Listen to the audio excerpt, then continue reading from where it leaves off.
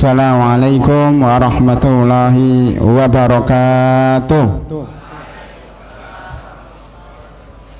Alhamdulillahirabbil alamin wassalatu wassalamu ala asyrafil anbiya'i wal mursalin wa ala alihi wa sahbihi wattabi'ina lahum bi ihsanin ila yaumiddin summa amma ba'd. Hadirin dan hadirat, Bapak dan Ibu sekalian, jamaah salat Isya dan tarawih Masjid Al-Islam yang kami hormati, alhamdulillah pada malam hari ini kita bersyukur kepada Allah Subhanahu wa taala karena awal bulan Ramadan diiringi dengan hujan. Ya, hujan deras lagi, banjir lagi. Ya, sampai sekarang masih hujan. Patut kita syukuri karena hujan dalam Al-Qur'an itu maknanya rezeki. Ya. Kata Umar bin Khattab, hujan dalam Al-Quran maknanya rezeki, kecuali kalau ditambahin hujan batu, nah, itu bukan. Tapi kalau hujan itu rezeki. Bahkan di dalam beberapa ayat Al-Quran, diantaranya surat Yunus, surat Al-Kahfi 45, Allah Subhanahu wa taala berfirman, wadrib lahum mathalal hayati dunya kama'in anzalnahu minas sama. Berikan permisalan kepada mereka tentang kehidupan dunia ini seperti hujan. Ya. Para ulama ahli tafsir mengatakan bahwa dunia ini kayak hujan. Kalau kebanyakan banjir, kalau tidak ada hujan kemarau. Paling enak bagaimana? Hujan yang pas dan sedang. Hidup juga begitu, paling enak itu hidup yang pas-pasan. Rezeki itu yang paling baik adalah kayak hujan, rezeki yang sekedar untuk hidup. Kalau rezeki kebanyakan rezeki gitu, itu malah bingung gimana cara memakainya, bagaimana cara menjaganya. Banyak orang yang tadinya baik, rajin ke masjid, tetapi ketika rezekinya banyak, uangnya banyak, sibuk ngurusin uang, akhirnya nggak ke masjid lagi. Dan itu ada pada zaman sahabat Rasulullah SAW. Sebaliknya, kalau orang kurang rezeki, dia sibuk nyari uang, nggak pernah ikut taklim karena sibuk nyari uang, sibuk ngurusi keluarganya karena kurang rezeki.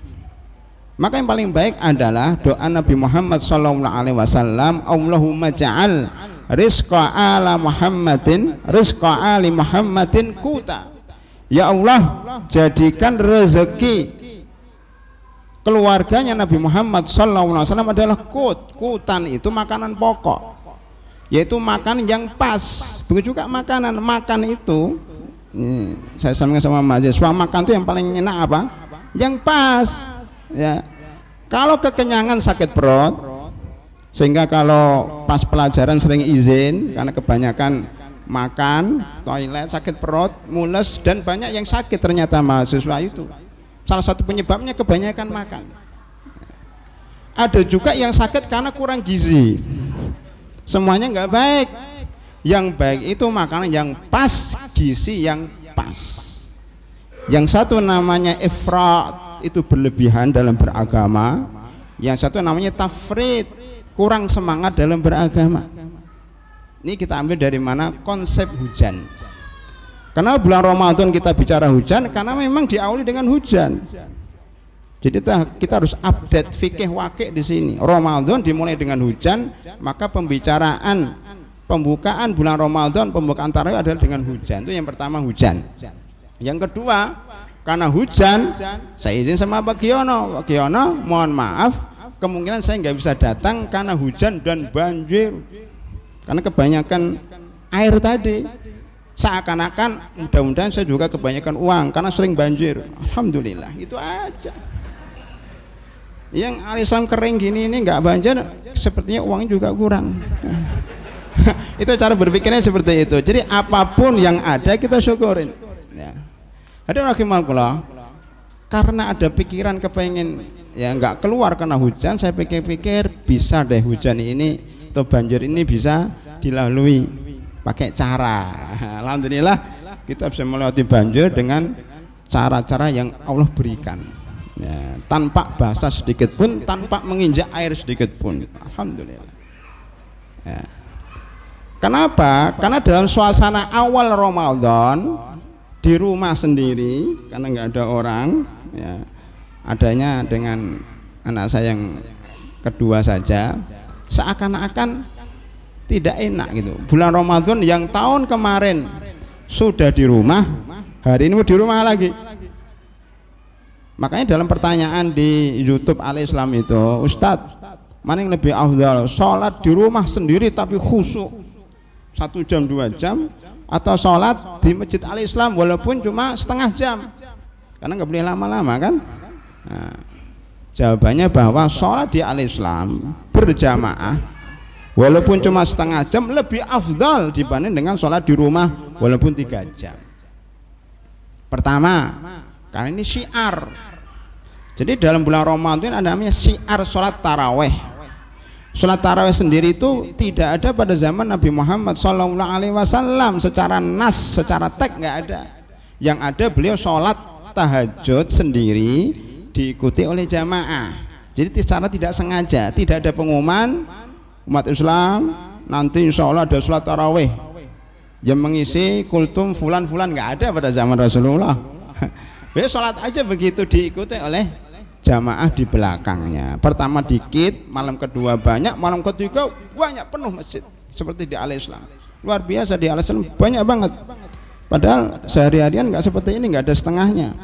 Justru saya tadi sholat isya di Masjid As-Salam justru setengahnya Al-Islam, Pak. Ya. Padahal masjidnya gede, cuma nggak terlalu banyak jamaahnya. Ya, lebih banyak di sini. Berarti lebih semangat jamaah Al-Islam. Ya, mungkin karena di sana banjir, di sini enggak gitu. Berarti ikut berjamaah sholat tarawih di masjid itu lebih afdal daripada sholat di rumah sendiri. Itulah yang kemudian memotivasi saya untuk pergi ke Al-Islam bagaimanapun juga resikonya. Nah, alhamdulillah datang dengan selamat dan bisa bertemu dengan para jamaah. Apa dalilnya? Pertama, syiar Islam. Coba kalau nggak ada yang sholat di masjid, mati Ramadan ini.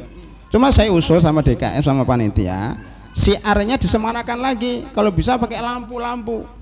Di studio Al-Islam sudah ada lampu-lampunya, Pak. Nanti silakan yang kepengen tahu bagaimana studio Al-Islam sudah ada lampu gambarnya masjid.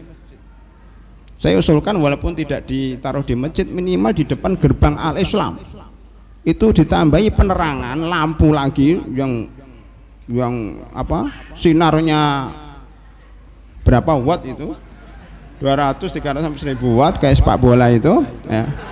Kemudian ada pernik-pernik. Wah, 17 Agustus aja kita masang bendera, masang pernik-pernik, mosok Ramadan kalah dengan 17 Agustus, gimana ini? Harus lebih semarak. Kita pasang nanti ya, panitia mahasiswa mulai nanti itu cari pernik-pernik apalah, yang penting rame lah, rame terang. Alhamdulillah anak-anak di bawah banyak banget, yang jamaah banyak. Berarti kita mensiarkan Islam. Dalilnya mana? Pertama, surat Al-Hajj ayat 23. Dzalika wa may yu'azzim min sya'airillah fa innaha min taqwal qulub. Hal itu karena barang siapa yang mengagungkan syiar-syiar Allah, maka sesungguhnya berasal dari ketakwaan hati.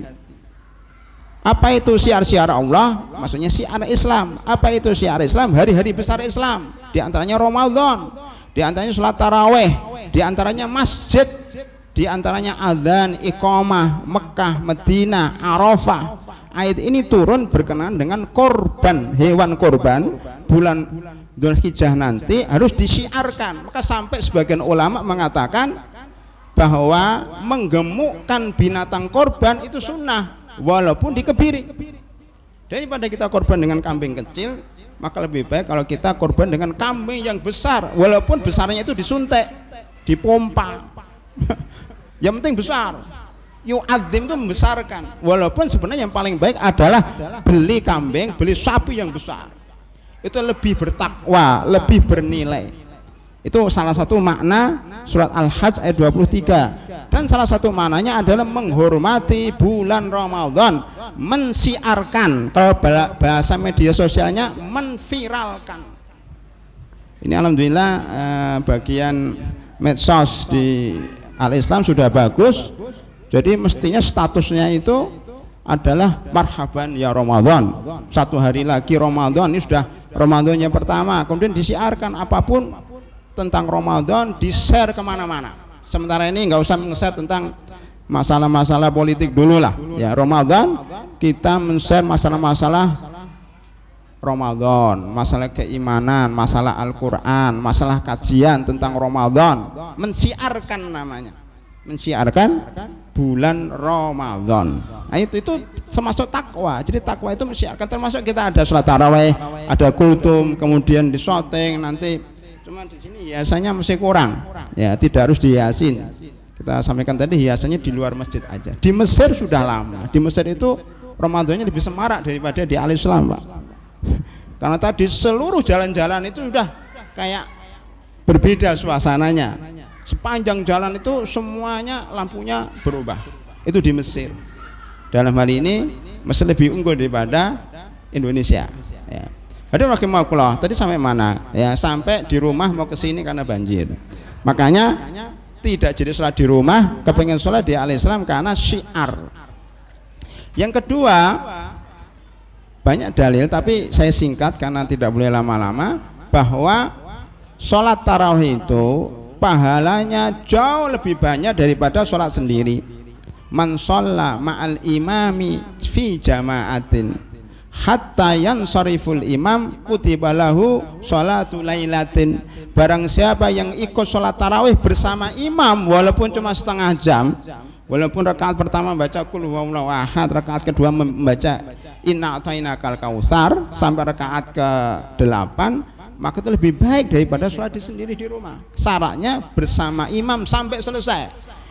Maka tidak ada dalilnya, bahkan tidak dianjurkan kita meninggalkan imam dengan dalih mau sholat malam di rumah.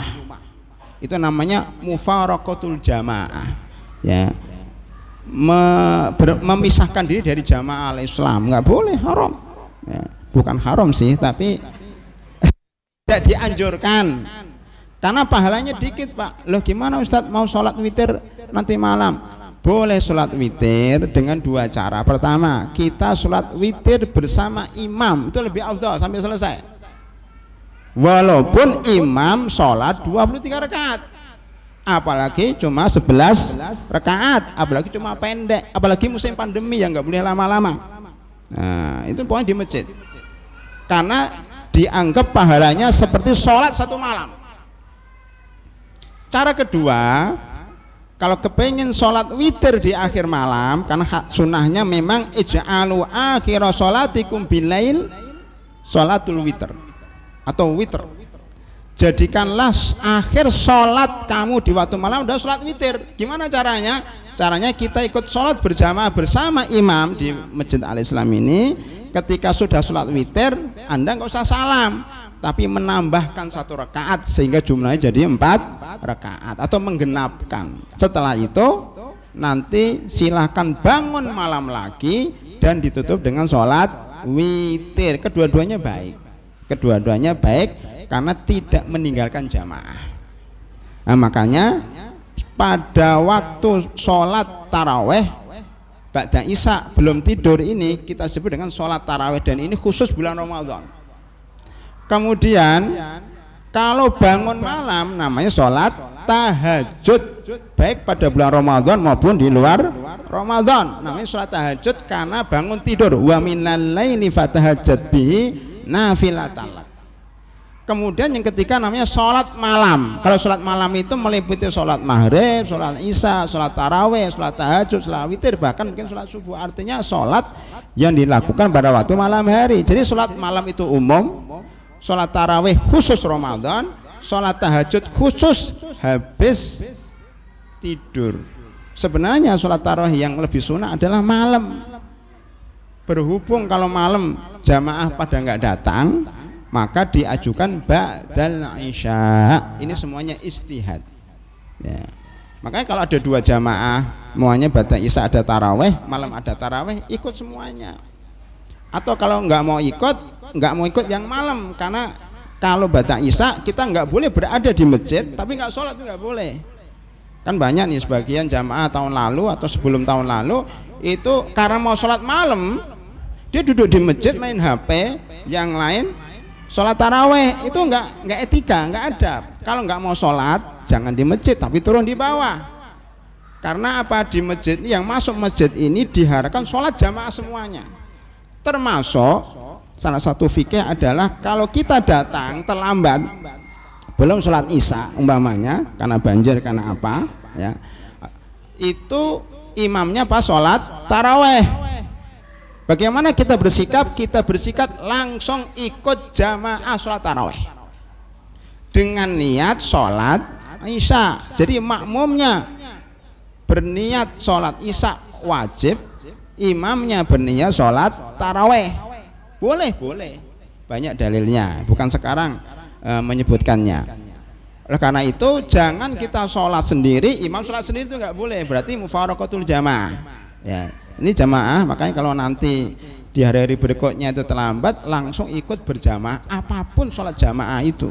Ini menunjukkan bahwa kita itu alaikum bil jamaah. Itulah makna ahlus sunnah wal jamaah, selalu berjamaah, selalu bersatu walaupun kadang beda niat di dalam beribadah. Itu sampai situ ya. Jadi ini tadi saya mengungkapkan sekaligus ya mengikuti perjalanan waktu sebelum kesini ya. Kemudian juga tadi umpamanya kita sholat isya di masjid lain, kemudian sholat tarawih di masjid ini juga nggak masalah ya, karena memang tujuannya adalah berjamaah.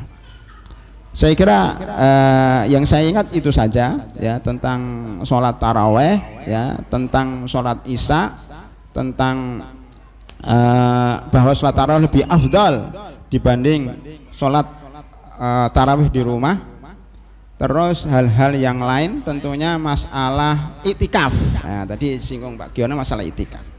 Alhamdulillah pemerintah telah membolehkan itikaf ya, membolehkan itikaf dengan jumlah yang terbatas. Ini nggak sampai 50% ini, jadi masih dibolehkan. Ya nggak boleh itu kalau penuh sesak nggak bisa bernapas tuh nggak boleh ya. Tapi kalau masih longgar ini boleh.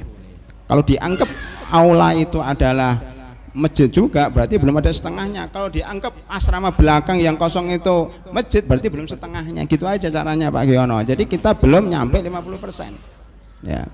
Kemudian satu lagi saya masih ingat, sebelum isya tadi saya masih ditelepon ya, ditelepon oleh Ketua Dewan Dakwah Islamiyah Indonesia yang baru menanyakan tentang ruqyah dan hisab. Dikira saya ikut sidang isbat ya, karena memang tugas kita sebenarnya adalah wakil ketua umum Dewan Dakwah untuk masalah isbat dan hisab, tapi diwakilkan oleh ustadz yang lain. Tetapi ditanya bagaimana seandainya terjadi perbedaan antara Muhammadiyah, Persis, kemudian NU dan pemerintah, bagaimana sikap yang harus kita ambil? Beliau bertanya seperti itu. Kemudian saya jelaskan bahwa untuk malam ini, Ramadan ini, posisi bulan 3 derajat, tetapi 6 ya, 3 derajat, tapi jarak antara bulan dan matahari sekitar 6. Menurut Ketua Lapan Thomas Jamaluddin ya, bahwa ini adalah posisi kritis. Artinya apa? 3 derajat sudah masuk kriteria imkanur ru'yah bisa dilihat. Cuma karena posisi sekarang mendung susah dilihat, itu apa namanya, posisi mendung itu yang buat susah dilihat karena 6 ya. Tetapi biasanya insya Allah kalau derajatnya di atas 2 itu biasanya kita bersatu.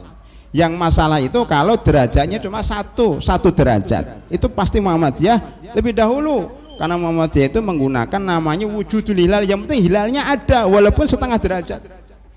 Sedang NU ya itu menggunakan 2 derajat, atau pihak-pihak lain ya ada 4 derajat dan seterusnya. Pemerintah sementara ini menggunakan 2 sampai 5 derajat. Makanya ketika 3 derajat aman. Masih banyak nanya tadi sebelum sholat isya, besok Ramadan atau tidak? Saya jawab insya Allah besok Ramadan, karena posisi 3 derajat aman insya Allah.